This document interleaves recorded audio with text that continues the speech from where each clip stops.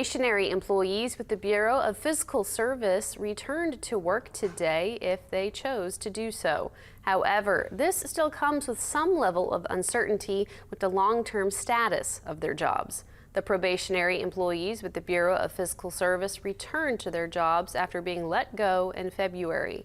Last month, these employees were reinstated but placed on administrative leave. This reinstatement with leave came after 2 federal judges ordered the Trump administration to bring back all the federal employees across multiple agencies. Both judges say they found legal problems with the way the mass terminations were carried out.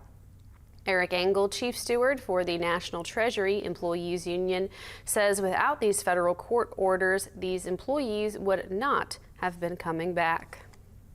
There were some provisions in one of the suits that went before the San Francisco District Court, and that first decision to reinstitute their jobs, that said, admin leave's not enough, and you have until certain dates toward the end of March to comply. And from everything I've read, I take it that the government is complying with that district court order to not just have them on admin leave, but to actually have them back and working.